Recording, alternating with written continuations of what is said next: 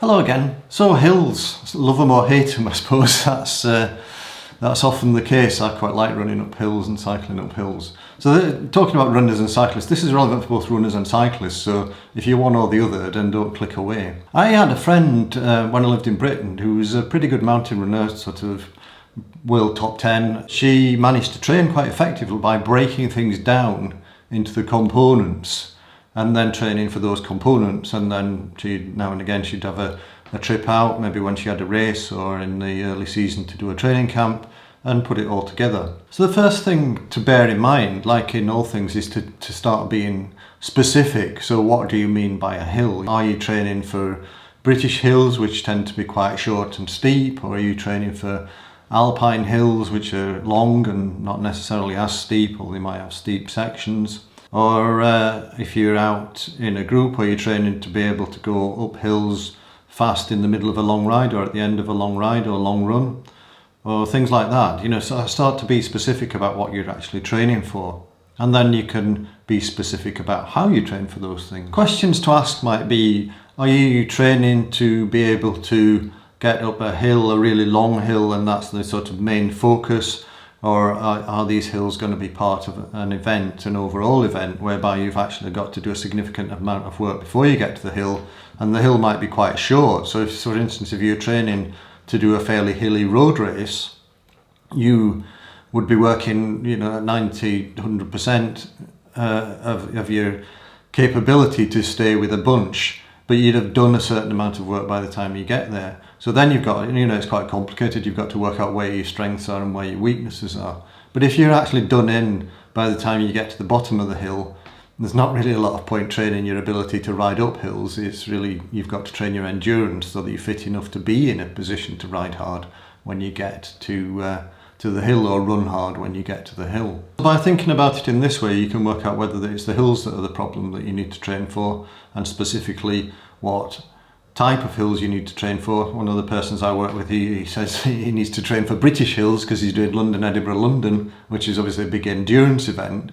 But British hills tend to be steeper and shorter than alpine hills. He's out in the Alps, in Chamonix at the moment on a training camp, and he can cope with the alpine hills quite comfortably because he likes to ride at threshold sort of pace, tempo sort of pace. But if he has to work above that level, he sort of goes dizzy and sees spots, and we found that from his indoor, his interval training sessions. So we can break things down into basically three components. One is the skill of riding up a hill, choosing the right gear, choosing the right pace, and actually, riding up a gradient, because the resistance is a bit different.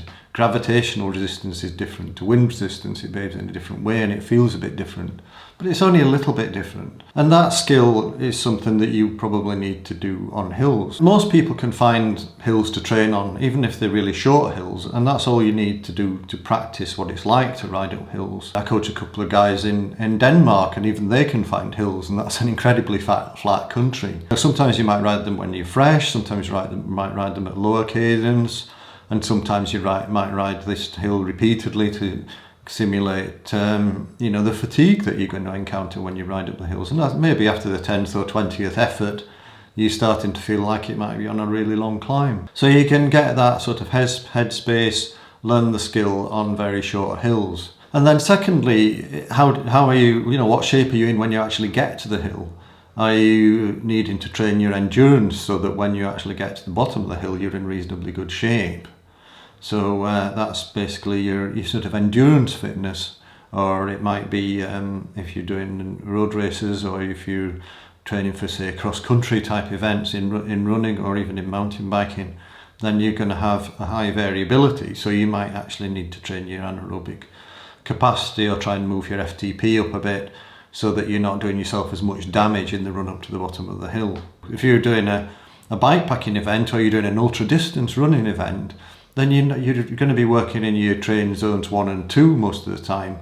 So you're trying to shift your aerobic threshold, improve your fat burning metabolism, and practice good nutrition, because if you can eat more carbohydrates and digest them and metabolize them, then you can go that bit faster on your way to the hills, and you get up the hills and recover from them a little bit better. And then the third component is actually the hills themselves. So how fast are you planning to run or ride up the hills? You can make an estimate of that based on the duration of the event and the type of the event. If it's a road race, as I mentioned before, I coached the chap who did the Haute Route Pyrenees, a stage race for amateurs, but it's designed in a sort of professional style. He finished 20th overall, so really well.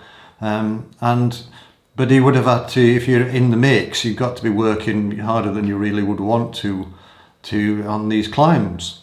But if you're riding a bikepacking event or a sportif or something like that, where you're not in a competitive environment, you're just trying to ride for a given time, or a time trial, for instance, or you're actually doing a trail race where there's no benefit from being in a group, then you can pace the hills at the most effective pace for you. So they're the three components, one being the skills, two being getting to the bottom of the hill in good shape, and three being actually riding up the hill or running up the hill as effectively as possible. If you're going to do a phased approach with periodization, you would train on the least specific thing first.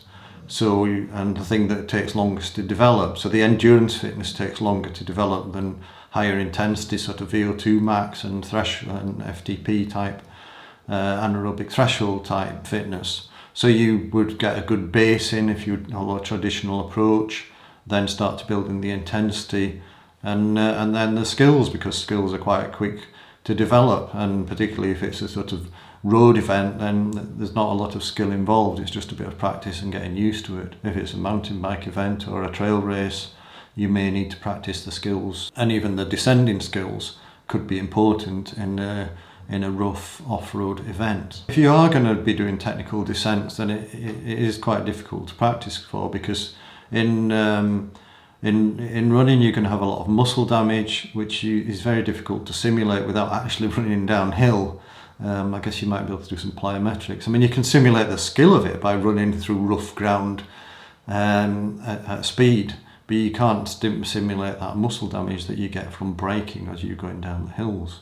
And in cycling it's a little bit easier because you're not getting the same muscle damage, but if you are off-road, then you're getting a lot of upper body work, and you're in a slightly different position, that you're a lot more weight on your hands. But you can practice doing rough, practice doing a circuit where you're continually doing this downhill effort and concentrate on that sometimes. For long efforts, to simulate what it feels like to do long climbs, then you can, if you're on a bike, if you've got a bike, you can do an indoor trainer type session. And even actually if you're running, cycling and running are quite similar. So the person I mentioned at first, the mountain runner, she spent a lot of time on the bike to build up that sort of endurance fitness. She could do long periods of time on the trainer, and actually running uphill and cycling are quite a similar movement, because the power phase of the bike in pedaling is quite similar to the power phase when you're running up a hill. So when you don't take my word for it, you can work it out, do a little sort of rough calculation. And therefore you could train that sort of muscle activity and the mental strength by using an indoor trainer for both cycling and running up hills. Think about the three components: the skills, getting to the bottom of the hill in good shape, and then getting up the hill. And then think about what the priorities are. If they're all of equal priority, think about doing the least specific thing first if you're using a periodized training plan. And then if you can get away and do some practice, like if you've got some holiday, you can get away somewhere, or if you live near some hills, you could have a long weekend and do some practice that way. So sort of think outside the box a bit, and I'm sure you'll do great. And if you've got any questions, comments, then please ask. I answer all the comments, I read everything, and subscribe if you want to see more of these videos. And I'll see you in the next one. Bye.